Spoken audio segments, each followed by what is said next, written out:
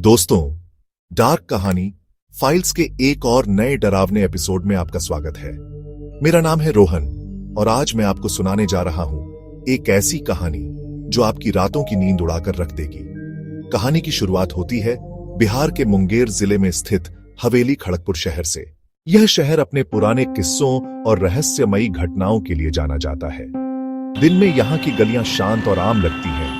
लोग अपने कामों में व्यस्त रहते हैं, बच्चे खेलते हैं और शहर की सड़कों पर लोग बस पकड़ने आते हैं। लेकिन जैसे ही अंधेरा छा जाता है, शहर और खासकर बस स्टैंड पूरी तरह बदल जाता है।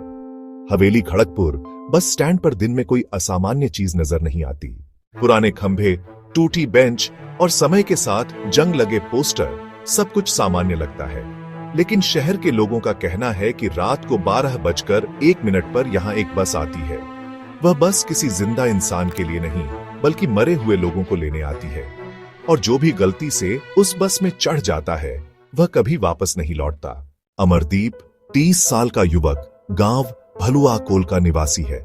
वह शहर में पढ़ाई करता था, लेकिन गर्मियों की छुट्टियों में अपने गांव आया। चौपाल पर बैठकर गांव वालों की कहानियां सुनना उसे बहुत पसंद था। मेरा ताऊजी गया था उधर, आज तक लौटे नहीं। रात को बस की हेडलाइट दिखती है, पर जैसे ही पास आते हैं गायब हो जाती है। बेटा, यह जगह मत जाना। जिसे वह बस छू लेती है, उसकी रूह हमेशा के लिए कैद हो जाती है। अमरदीप इन बातों पर हंसता। ये सब अंधविश्वास है।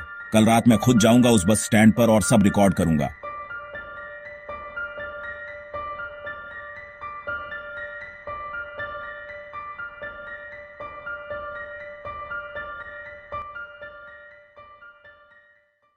अमरदीप ने अपने बैग में torch, mobile camera, power bank और कुछ स्नैक्स रखी। शहर से लाई हुई हाई क्वालिटी कैमरा भी लगाया। अगर कुछ होता है तो यह रिकॉर्डिंग सबको बताएगी कि मैं सच कह रहा था। रात करीब 12:50। अमरदीप गांव भलुआ कोल से निकलकर हवेली खड़गपुर बस स्टैंड की ओर बढ़ा। चारों तरफ घना सन्नाटा था। सड़क पर कोई नहीं, सिर्फ हवा की सिसकी और कहीं दूर कुत्तों की भौंकने की आवाज। स्टैंड पहुंचते ही उसने देखा कि चारों ओर घना अंधेरा और धुंध फैल रही थी। पुराना बिजली का खंभा टिमटिमा रहा था।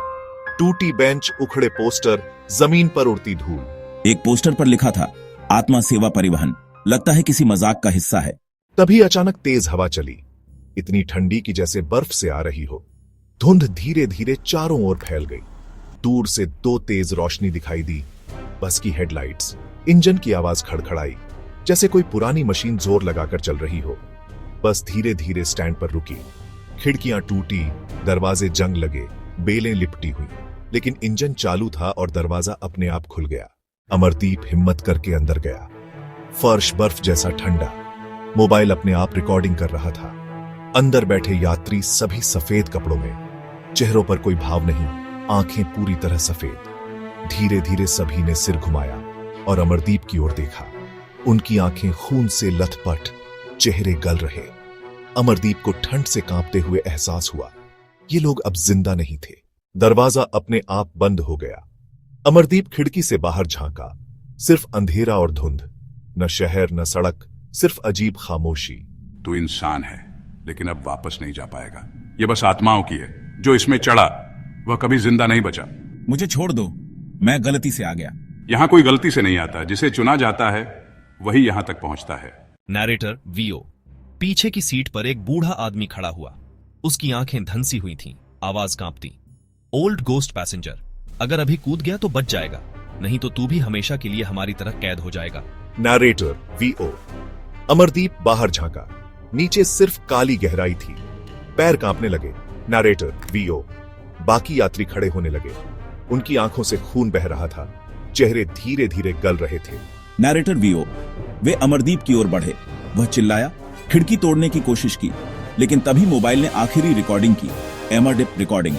बचाओ, ये बस मुझे ले जा रही है, बचाओ। अचानक स्क्रीन काली हो जाती है। अगली रात शहर में अजीब घटनाएं हुई। स्टैंड पर धुंध में धुंधले चेहरे घूम रहे थे। हंसी सुनाई दी, जो इंसान की नहीं थी।